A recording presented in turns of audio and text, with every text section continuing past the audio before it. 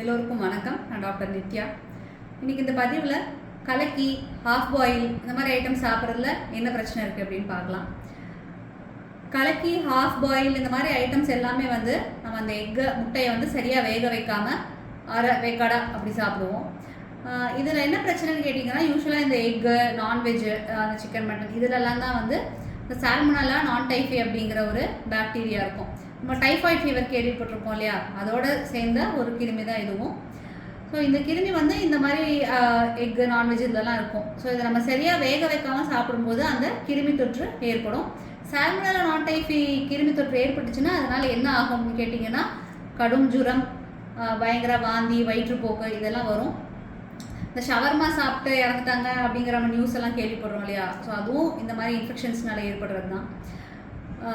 ஏன்னா அதுலேயுமே வந்து அந்த சிக்கன் சரியாக வேகாமல் இருக்கிறதுக்கான வாய்ப்புகள் அதிகம் ஷவர்மாவில். அதனால் நம்ம எக்கு, நான்வெஜ் இதெல்லாம் சாப்பிடும்போது அதை நல்லா வேக வச்சு நல்லா குக் பண்ணி சாப்பிட்டோம்னா இந்த பிரச்சனைகள் ஏற்படாது. இந்த மாதிரி ஹாஃப் பாயில் கலக்கி மாதிரி சரியாக வேகாத மாதிரி நான்வெஜ், எக்கெல்லாம் சாப்பிட்றத நம்ம அவாய்ட் பண்ணிக்கணும். நன்றி.